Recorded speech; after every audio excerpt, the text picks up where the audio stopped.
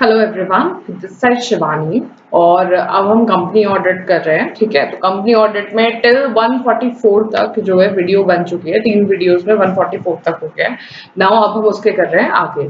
तो अभी सबसे पहले करते हैं 143 सबसेक्शन 12। तो बाकी 143 के साथ नहीं कराया था, इसको आगे करा रही हूँ। 143 subsection 12 to read with rule 13। तो इसको रूल 13 में दे रखा है। ऑलरेडी हम कौन से रूल पढ़ चुके हैं? रूल 5, रूल 3 जिसके अंदर जो है मैनर और प्रोसीजर्स और ये जो है सिलेक्शन ऑफ ऑडिटर है, और रूल 5 जो है रोटेशन ऑफ ऑडिटर पे जो है उसमें बता रखा है। ठीक है ना।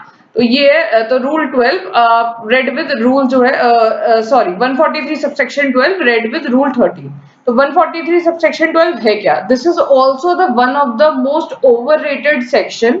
ओवररेटेड सेक्शन ही कहूंगी, बहुत ज्यादा पूछा जाता है, ऐसे ही जैसे 144 पूछा जाता है। ठीक है ना।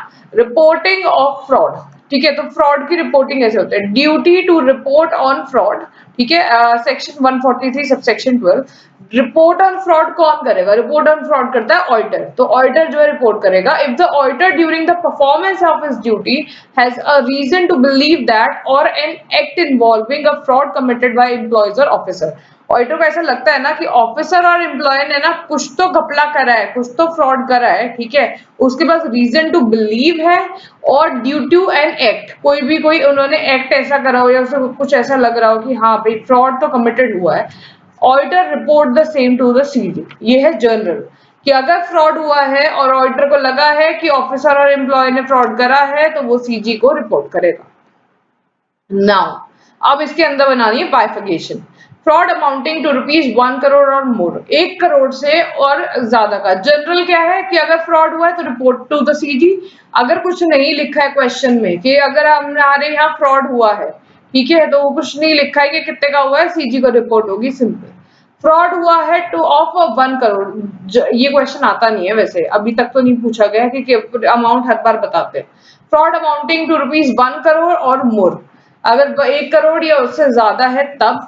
द अमाउंट इन्वॉल्व और इज एक्सपेक्टेड टू इन्वॉल्व, या तो इन्वॉल्व हो चुकी है, मतलब उसको पता है, इतना सर्टेन है कि 1 करोड़ तक का तो फ्रॉड हुआ है, और एक्सपेक्टेड कि हाँ ये 1 करोड़ तक या उससे ऊपर का तो है, मतलब या तो वो एक्सपेक्ट कर रहा है या एक्चुअली उसने सर्टेन है। सर्टेन और अनसर्टेन वाले is to involve individually ₹1 crore और above. Individually, the word is individually, aggregating. Individually 1 crore का फ्रॉड अगर लग रहा है या वो एक्सपेक्ट कर रहा है कि 1 करोड़ या उससे ऊपर का होगा, तो जो है बोर्ड या ऑडिट कमेटी तो वो जो है इंटीमेट करेगा ऑडिटर के। ऑडिटर को पता लगा तो ऑडिटर का ही तो ड्यूटी है बताने के आगे, तो वो बोर्ड या ऑडिट कमेटी को बताएगा। Not later than 2 days of his knowledge. तो ऑडिटर किसको बताएगा? बोर्ड और ऑडिट कमेटी को, जहां जहां जो है 2 दिन के अंदर अंदर, not later than 2 days of his knowledge. Seeking their reply in 45 days, 45 days के अंदर बोर्ड और ऑडिट कमेटी जो है रिप्लाई करेंगे। On receipt of reply, reply जब वो रिसीव करेगा, ऑडिटर शेल फॉरवर्ड रिप्लाई मिल जाएगा। रिप्लाई हो सकता है सेटिस्फैक्ट्री हो, बोर्ड और ऑडिट कमेटी भी मान ले कि जी हाँ हमारे यहाँ फ्रॉड हुआ है। तो इसका मतलब ये नहीं है कि अगर उन्होंने मान लिया है कि फ्रॉड हुआ है, हाँ हम मानते हैं, तो आप चुप होके बैठ जाओगे? नहीं, जो उनका रिप्लाई आएगा वो जो है ऑडिटर फॉरवर्ड करेगा हिज रिपोर्ट, प्लस बोर्ड और ऑडिट कमेटी की रिपोर्ट, अपनी रिपोर्ट जो उसने बनाई है कि फ्रॉड हुआ है, बोर्ड और ऑडिट कमेटी की report, and his comment to CG within 15 days। 15 दिन के अंदर अंदर जो है वो सीजी को जो है बता देगा। Days of receipt of reply, days of receipt of reply. अब यहाँ पे एक चीज है, जो ये चीज एक्चुअली मेरे साथ प्रैक्टिकल में हुई थी। तो इंटर में मेरे साथ क्या हुआ था, 2 मार्क का जो करेक्ट और इनकरेक्ट क्वेश्चन आता है उसमें पूछा गया था कि क्या नाम है, ये जो है कितने दिनों में जो है सारा का सारा प्रोसेस हो जाता है कि सीजी को इंटीमेट कर देता है ऑडिटर। तो मैंने वो प्रॉपर पूरा लिखा कि 2 दिन के अंदर उसकी नॉलेज होती है, 45 डेज के अंदर जो है वो रिप्लाई सीक कर लेता है, और जो है 15 डेज के अंदर जब वो रिप्लाई आ जाता है वो क्या नाम है सीजी को आगे फर्दर जो है कम्युनिकेट कर देता है। 2 मार्क का करेक्ट एंड इनकरेक्ट। मेरा आंसर सही होते हुए भी पूरा गलत कर दिया गया, और उसका जो आंसर सजेस्टेड में निकल कर आया था वो 60 डेज था। तो उस दिन के बाद से मैंने एक बार गांठ बांध दी कि अगर 60 डेज होगा मतलब अगर 2 मार्क का क्वेश्चन होगा तो पूरा प्रोसेस नहीं लिखना है, सिर्फ ये लिखना है 60 दिन। 60 दिन कैसे, उन्होंने ये 2 दिन कंसिडर नहीं करे, ये 45 प्लस 15 कर दिए। और अगर अगर बड़ा क्वेश्चन होगा, ठीक है, तो उसमें जो है ना ये सारा लिख कर आना है, ठीक है ना, कि पूरा कि 2 दिन की not later than 2 days, reply in 45 days on receipt of a reply, his report and board or audit committee का report with the CG and days of receipt of reply, ठीक है, तो जब ये रिप्लाई मिला था। Now, in case of no reply received, अगर reply नहीं रिसीव होता है, विद इन 45 डेज रिप्लाई करना था, रिप्लाई नहीं करा, auditor shall forward his report plus a note containing details that report was sent and forwarded to board और audit committee, ठीक है ना। अगर on in case of no reply receive, कोई रिप्लाई रिसीव नहीं हुआ, ऑडिटर फॉरवर्ड करेगा अपना report and note containing details that the report was send forward to the board और ऑडिट कमिटी, और एक नोट जो है देगा कि रिपोर्ट जो है वो सेंड नहीं करा गया है, ठीक है ना, अगर रिप्लाई नहीं हुआ तो। Manner in which the report send to CG, अब सीजी को ऐसे ही थोड़ा है कि आपने उनका रिप्लाई उठाया या अपना रिप्लाई, अपनी रिपोर्ट उठाई, उनकी उठाई और जो है बक्से में बंद करी और भेज दी ना। Send to secretary of MC, अब जाएगा किसको, अब ये तो नहीं है जो है सेंट्रल गवर्नमेंट के तो बहुत सारे डिपार्टमेंट है ना, बहुत सारी मिनिस्ट्रीज है, ministry of home affair, MCA जो है, ऐसी बहुत सारी जो है मिनिस्ट्री है, तो सेक्रेटरी ऑफ एमसीए को जाएगा, सील्ड एनवेलप में जाएगा and sealed cover, sorry, registered post, speed post और followed by the email in confirmation of same, registered या स्पीड पोस्ट से जाएगा, और आपको साथ में प्लस आपको एडिशनली आपको उन्हें इलेक्ट्रॉनिकली मेल भी करना पड़ेगा, ईमेल करना पड़ेगा कि मैंने ये चीजें भेजी हैं और यहाँ पे फ्रॉड हुआ है सर, और आपके पास जो है सील्ड कवर में रजिस्टर्ड पोस्ट और स्पीड पोस्ट के थ्रू जो है ईमेल पहुंच जाएगा। नाउ रिपोर्ट का फॉर्मेट क्या होगा, फॉर्मेट जो है, अब तो ये था ये कैसे भेजेंगे और किसको भेजेंगे, रिपोर्ट का फॉर्मेट क्या होगा, ऑन लेटर हेड जो है सीए के अपने लेटर हेड पे जाएगा, ठीक है, पोस्टल एड्रेस, ठीक है, उसमें उसका क्या होगा, पोस्टल एड्रेस होगा, मतलब कम्युनिकेट करने का ऑफिस का जो एड्रेस होता है वो, ईमेल, सीए अपना ईमेल देगा, कॉन्टैक्ट की डिटेल देगा, phone number and signed by the auditor अपना साइन करेगा कि हाँ मैं ये मेरा क्या नाम है, अपने लेटर हेड पे ये सब चीजें लिखी होगी और वो नीचे अपने साइन भी करेगा कि ऐसे ऐसे करके फ्रॉड हुआ है sir, with seal plus a membership number, और जो है मेंबरशिप नंबर भी होगा, क्योंकि अगर सी मेंबरशिप नंबर क्यों लिखा जाता है, अगर सीए ने ही कुछ जानबूझ के परेशान कर दिया तो देन सीए के खिलाफ एक्शन हो जाए, उसका मेंबरशिप नंबर ले ले, तो सीए को भी तो डर है, तो इसलिए जो है ऑडिटर अपना मेंबरशिप नंबर वगैरह और सील पूरी सब कुछ चीजें भेजेगा। इन फॉर्म एडीटी 4, तो अभी तक हमने एडीटी 1 पढ़ लिया जब अपॉइंटमेंट, एडीटी 2 जो है क्या है रिमूवल, और एडीटी 3 क्या है रेजिग्नेशन, ठीक है, ये 3 एडीटी पढ़ लिए हैं। अब नाउ एडीटी 4 में जब वो फ्रॉड के बारे में बात करता है नाउ, ठीक है, तो फॉर्म एडीटी 4 में जाएगा। Section 143 subsection 15 penalty for non compliance, अगर ये नॉन कंप्लाइंस हुआ, ठीक है, इफ एनी ऑडिटर, अब ये जो नॉन कंप्लाइंस है ना ये सब पे लगता है, थोड़ा विजिबल नहीं होगा, थोड़ी प्रॉब्लम आएगी बट कोई नहीं, ये ना सब पे जो है क्या नाम है नॉन कंप्लाइंस लगता है, जरूरी नहीं है सीए पे लगता है, अगर उस कंपनी की कॉस्ट ऑडिट होती है तो कॉस्ट अकाउंटेंट पे भी, कंपनी सेक्रेटरी पे भी और सीए पे भी, ऑडिटर पे मतलब सब पे लगेगा।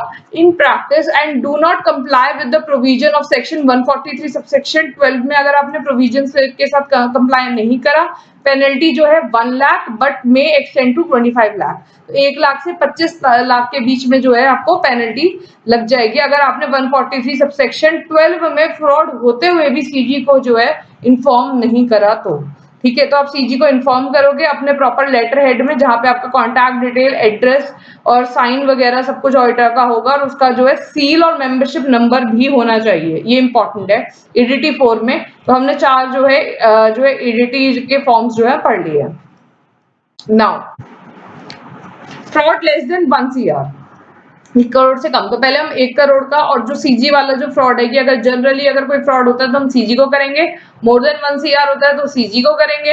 अब जो है फ्रॉड लेस देन 1 CR है, अब फ्रॉड जो है वो 1 करोड़ से कम है, तो रिपोर्ट क्या होगी, रिपोर्ट देगा ऑडिटर देगा रिपोर्ट, क्योंकि उसको फ्रॉड का पता लगता है, but not later than 2 days, 2 दिन के से कम में नहीं देगा। बोर्ड और ऑडिट कमेटी अंडर सेक्शन 177, ठीक है, बोर्ड और ऑडिट कमेटी को शेल स्पेसिफाई, वो स्पेसिफाई करेंगे। अब जो नॉर्मल था, जब मोर देन 1 CR था, तो बोर्ड और ऑडिट कमेटी क्या है, वो अपनी रिपोर्ट देते थे 45 डेज के अंदर। यहाँ पे क्या है, वो स्पेसिफाई करेंगे क्या कि किस nature of fraud with description देंगे कि किस नेचर का फ्रॉड है। हाँ, वो भी मान गए कि हाँ जी फ्रॉड हुआ है, ऑडिटर जी आप बिल्कुल ठीक कह रहे हो, और वो जो है नेचर को जो है डिस्क्राइब करेंगे कि इस नेचर का फ्रॉड हुआ है। अप्रोक्सीमेट अमाउंट इन्वॉल्व, क्योंकि जब फ्रॉड होता है तो ऑडिटर को नहीं पता। ऑडिटर में जब हमने पढ़ा था तो उसमें क्या लिखा था, 1 CR, और मतलब या तो एक्चुअली 1 CR होगा या एस्टिमेटेड कि अराउंड 1 CR और मोर होगा। तो ये यही है कि अप्रोक्सीमेट अमाउंट इन्वॉल्व ये बताएंगे कि इनके हिसाब से अमाउंट कितना है, और पार्टीज इन्वॉल्व कौन कौन से, डायरेक्टर, ऑफिसर, एम्प्लॉय, कौन कौन लोग इन्वॉल्व है, ठीक है ना। तो बोर्ड रिपोर्ट में जो बोर्ड की जो रिपोर्ट है वो मस्ट डिस्क्लोज करेगी। अब जो बोर्ड मीटिंग है, जो डायरेक्टर्स की जो मीटिंग है, जो बोर्ड मीटिंग है, वो जो है पूरे साल में 4 बार जो है कंडक्ट होती है, ठीक है। तो बोर्ड रिपोर्ट के अंदर जो है ये चीजें जरूर लिखी जाएंगी कि हाँ फ्रॉड हुआ है, लेस देन 1 CR का होगा तभी वो बोर्ड रिपोर्ट की बात आएगी ना, वो रिपोर्ट में लिखेंगे। और रेमेडियल एक्शन क्या लिए है बोर्ड ने क्या लिया है, तो उन्होंने पार्टीज बता दी कि किसने करा है, अमाउंट बताया है, किस नेचर का है, और क्या रेमेडियल एक्शन लिए गए हैं बोर्ड के द्वारा बाद में, वो सारी की सारी बोर्ड रिपोर्ट में डिस्क्लोजर होगा। Now Section 143 subsection 12 also applies to company secretary and cost accountant. Definitely जब वो पेनल्टी 1 लाख से 25 लाख के बीच में पेनल्टी दे रहे हैं, non compliance of section 143 subsection 12, company auditor और कॉस्ट अकाउंटेंट, तो उन पे भी लगेगी। नाउ 143 सबसेक्शन 6 146 सेक्शन 146 में क्या है, auditor to attend general meeting, auditor को जनरल मीटिंग अटेंड करनी है और send his representative to attend, या अपने बिहाफ पे किसी रिप्रेजेंटेटिव को भेजना है जनरल मीटिंग को अटेंड करने के लिए। कंपनी एग्जेम्प्ट भी कर सकती है ऑडिटर को कि आप कोई बात नहीं, आपका मन है सर आइए ना आइए, नहीं तो ऑडिटर को जो है जनरल मीटिंग में बैठना पड़ता है, ये कंपल्शन है। कंपनी अपने हैंड पे एग्जेम्प्ट कर देगी सर आपको कोई बात नहीं आप मत आओ, ठीक है। लेकिन अगर एग्जाम नहीं करती तो ऑडिटर खुद या अपने रिप्रेजेंटेटिव से जो है मीटिंग में अटेंडेंस लगाएगा। Now section 147 punishment for contravention.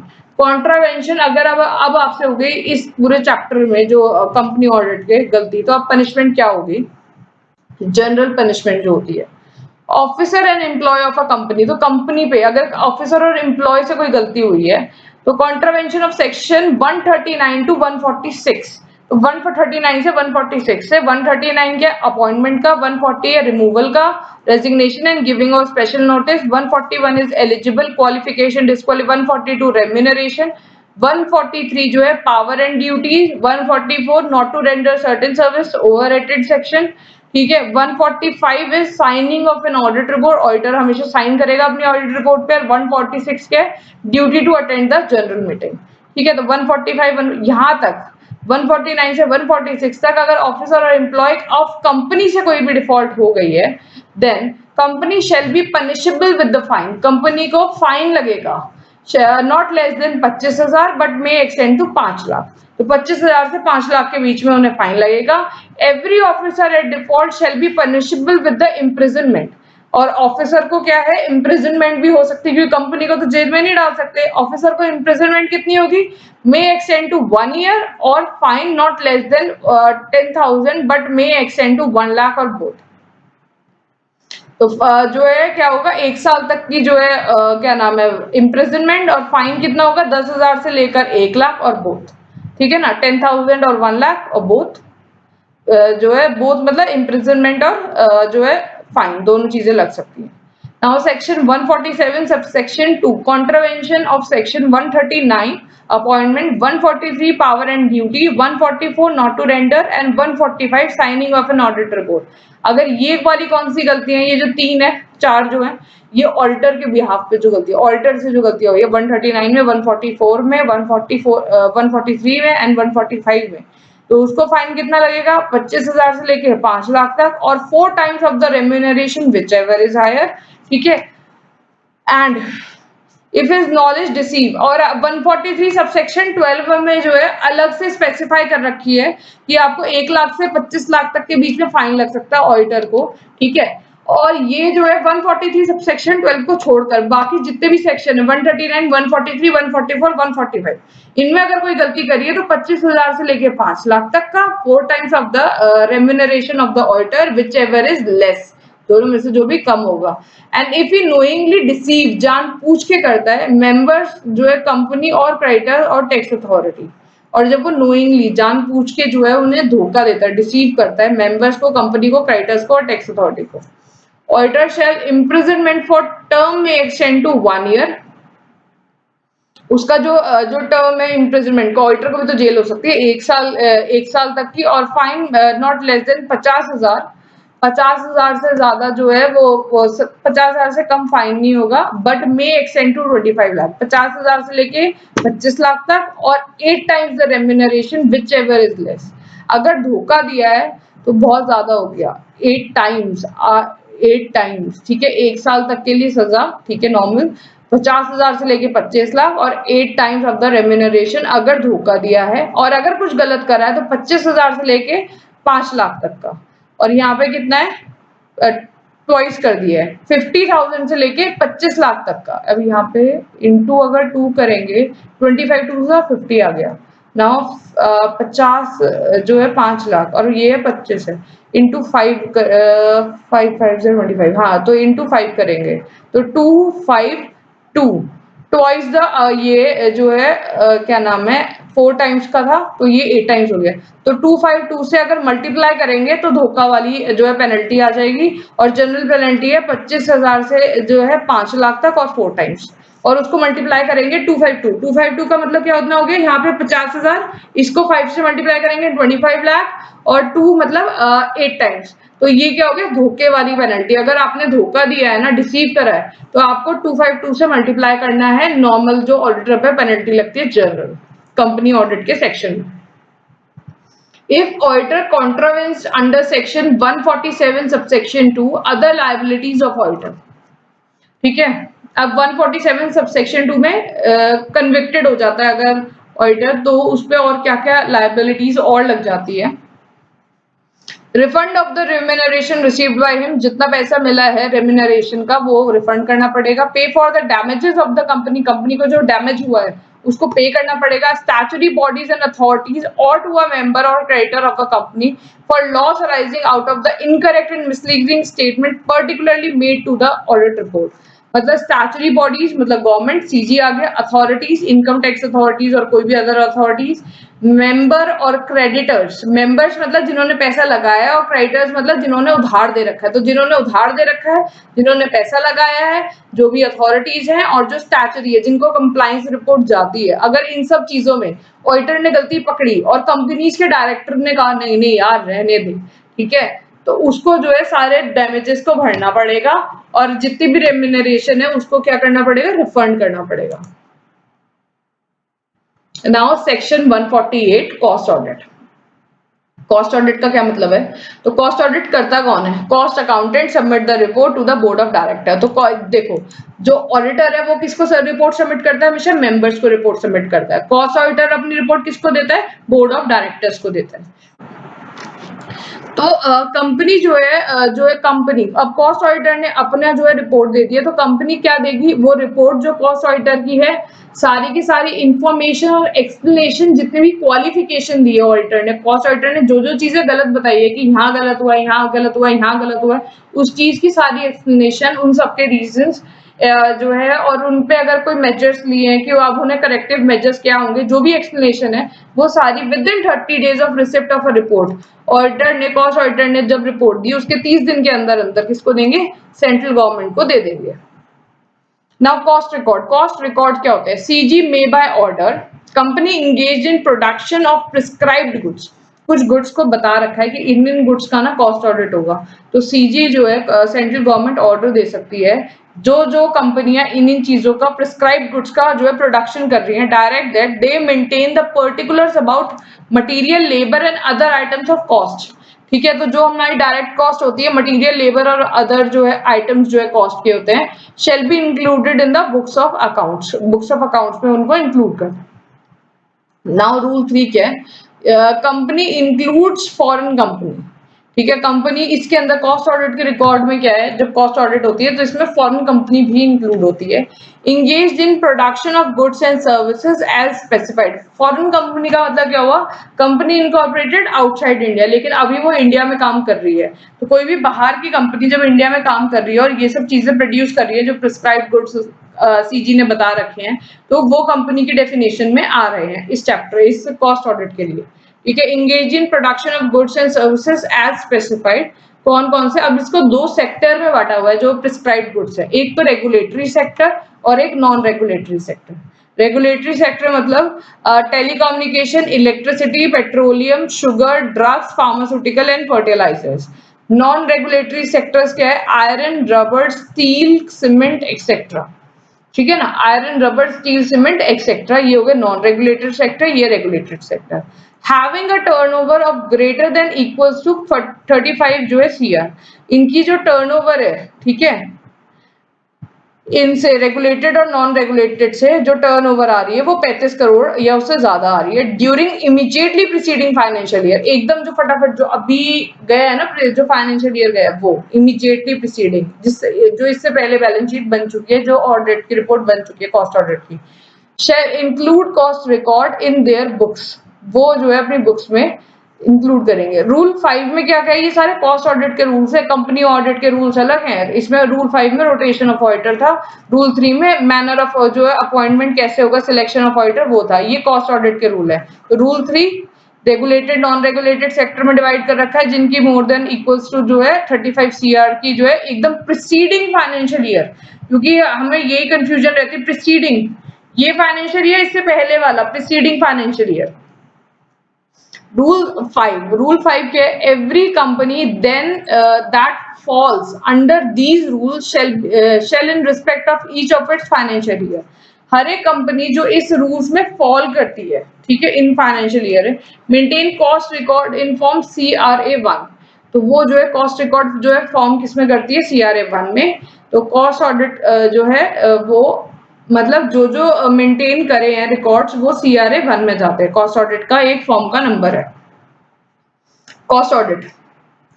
Cost records are maintain to be audited. जो cost record are required to be audited. जो कॉस्ट रिकॉर्ड जो है, अब कुछ रिकॉर्ड ऑडिट हो सकते हैं, कुछ कहते हैं इस लिमिट से ज्यादा ना आप कोई बात नहीं, रहने ऑडिट ना कराओ, इस वाली लिमिट से आगे जो है ऑडिट होगी। तो cost required audit the overall annual turnover from all product and services in immediately preceding financial year. ठीक है। अब देखो इसमें क्या था, जो ये 35 करोड़ की जो टर्नओवर है ना, ये जब हो जाएगी इन रेगुलेटेड और नॉन रेगुलेटेड सेक्टर की, किसी भी कंपनी की, चाहे whether it is in regulated और जो है नॉन रेगुलेटेड, उसकी अगर टर्नओवर हो गई greater than equals to 35 CR, तो उसको करने हैं books of accounts maintain. Cost audit के बुक्स मेंटेन करनी है, ऑडिट की कोई बात नहीं हुई है। ठीक है। ऑडिट होगी, अब ऑडिट होगी जब इमीडिएटली प्रीसीडिंग फाइनेंशियल ईयर, ये वर्ड नहीं यूज होता, ये इमीडिएटली प्रीसीडिंग फाइनेंशियल ईयर सिर्फ कॉस्ट ऑडिट में यूज हो रहा है। ठीक है ना, या नहीं तो प्रीसीडिंग फाइनेंशियल ईयर या करंट फाइनेंशियल ईयर होता है, इमीडिएटली प्रीसीडिंग फाइनेंशियल ईयर सिर्फ यहाँ है। ठीक है ना, तो इमीडिएटली प्रीसीडिंग फाइनेंशियल ईयर जो ऑडिट होगा, रेगुलेटेड सेक्टर से अगर हमें आ जाए 50 करोड़ या उससे ज्यादा, और नॉन रेगुलेटेड से आ जाए इंटू 2 मतलब 100 CR, and aggregate turnover of individual product and services जो है रेगुलेटेड का कितना है, एग्रीगेट ऑफ इंडिविजुअल प्रोडक्ट जो टर्नओवर है, या तो ये हो कि टोटल जो हमें पैसा जो आ जाए, टोटल टर्नओवर आ जाए 50 करोड़ और 100 करोड़, एंड प्लस जो turnover of individual product and services है, जो इंडिविजुअल प्रोडक्ट या जो आप सर्विस दे रहे हो उससे कितना आ जाए, greater than equals to 25 CR और नॉन रेगुलेटेड से 35 सीआर। तो इसमें जो है इंटू 2 हो गया 100, और ये 25 है और ये 35 हो गया, 10 करोड़ इसमें बढ़ गया। ठीक है ना। अब है एग्जेम्पशन, अब इसको एग्जेम्प्ट भी करा हुआ है, कॉस्ट की, कॉस्ट जो है ऑडिट ना करा उसके लिए एग्जेम्पशन क्या है, वो एग्जेम्पशन दे रखे रूल 4 के अंदर of cost records and audit rule 2014, not applicable to a company, उस कंपनी पे एप्लीकेबल नहीं होते whose revenue from export foreign exchange exist 75% of total revenue. पूरे रेवेन्यू में से 75% जो रेवेन्यू है वो एक्सपोर्ट में से आ रहा है। उसको कहेंगे यार तुम बहुत सारा फॉरेक्स लेकर आ रहे हो, इंडिया के लिए फायदा तो है, तुम एक काम करो यार, तुम ऑडिट मत कराओ, तुम तो जो है बाहर से, क्योंकि जो एक्सपोर्ट जब करते हैं ना, तो एक्सपोर्ट में इतने सारे कंप्लायंसेस लग जाते हैं कि एक्सपोर्ट में तो वो फ्रॉड कर ही नहीं सकता। ठीक है, 75% से ज्यादा एक्सपोर्ट हो रहा है उसका, बाकी 20-25% जो भी होगा वो देख लेंगे, उसके लिए ऑडिट नहीं कराते, उसको छोड़ देते हैं। ठीक है ना। और operate in SEZ, special economic zone में जो है वो ऑपरेट कर रहा है, उनको तो हम जो है वो हेवन जो है क्या नाम है बिजनेस के अंदर होती है। और engage in generation of electricity for captive consumption, तो जनरेशन ऑफ इलेक्ट्रिसिटी में जो है फॉर कैप्टिव कंजम्पशन जो है ये आते हैं। तो इन पे जो है एग्जेम्पशन है, अंडर जो है रूल 4 में एग्जेम्पशन दे रखे कि आप cost record and audit rule, ठीक है, तो ये एप्लीकेबल नहीं होते इस पे।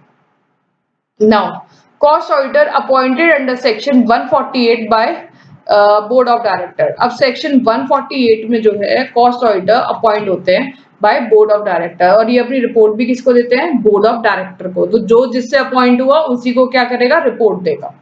Now appointment of cost auditor appointed with in 180 days of commencement of every financial year. यही गवर्नमेंट कंपनी के में था कि with in 180 days of commencement of financial year एक ऑडिटर को अपॉइंट करेंगे, जो सीएजी करता था।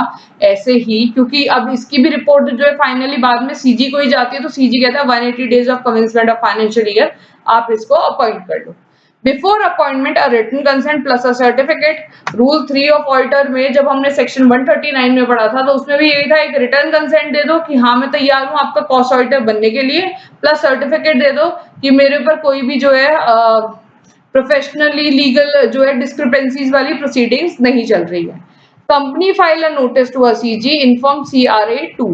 तो जो अपने बुक्स मेंटेन करी थी उसका गया था CRA 1 में, और जो ये नोटिस है कि appointment of a cost auditor वो जाएगा CRA 2 के अंदर। With in 30 days of a board meeting, 30 दिन के अंदर, और 180 days of commencement of financial year which ever is earlier. तो या तो उसको अपॉइंट कर लिया कि आप ही हमारे कॉस्ट ऑडिटर हो, तो 30 डेज में बोर्ड मीटिंग करी और उनको जो है क्या नाम है बोर्ड मीटिंग में अपॉइंट करा आप कॉस्ट ऑडिटर हो, और 30 डेज में सीजी को बता दिया CRA 2 के थ्रू कि ये हमने नोटिस फाइल कर दिया है। 180 days of commencement of financial year, या फिर आपको 180 डेज हो गए हैं फाइनेंशियल ईयर स्टार्ट हुए, और जो है which ever is earlier. Now hold office till the expiry of 180 days of closure of financial year or till submission of cost audit report। तो ये क्या करते हैं? होल्ड करते हैं office till expiry of 180 days of closure of financial year. तो अपना office hold करते हैं till the expiry of 180 days of closure of financial year. Simple है, जब आप 180 डेज बाद अपॉइंट हुए थे तो आपको जो है ऑफिस भी कब तक होल्ड करोगे? 180 डेज जो है फाइनेंशियल ईयर के खत्म होने के बाद, और till submission of cost audit report, या फिर आपकी कॉस्ट ऑडिट की रिपोर्ट नहीं जाती है। Report shall be approved by any director on behalf of board of director. और रिपोर्ट जो है कोई भी जो है अप्रूव कर सकता है, कोई भी डायरेक्टर के साइन होंगे ऑन बिहाफ ऑफ सारे के सारे board of director. Auditor shall submit the audit report inform CRA 3। Cost auditor जो है CRA 3 में जो है अपनी ऑडिटर की रिपोर्ट देता है forward to board of director, और ये रिपोर्ट जो है बोर्ड ऑफ डायरेक्टर को फॉरवर्ड करता है। बोर्ड ऑफ डायरेक्टर शेल क्या देते थे? यही हमने स्टार्टिंग में पढ़ा था जब हम कॉस्ट ऑडिट कर रहे थे। अपनी रिपोर्ट जो है वो ऑडिटर की रिपोर्ट और सारी की सारी एक्सप्लेनेशन जितनी क्वालिफिकेशंस दी हैं उन पर वो, और फॉर्म क्या बताया? फॉर्म बताया CRA 4 इन XBRL फॉर्मेट। ठीक है ना। तो ये हो गया जो है इस फॉर्मेट में, XBRL फॉर्मेट में। तो ये एक MCQ का क्वेश्चन बन गया है इंटर के लिए कि कौन से फॉर्मेट में कॉस्ट ऑडिट की रिपोर्ट जाती है? XBRL फॉर्मेट में CRA 4 के अंदर। ठीक है ना। तो अभी के लिए इतना।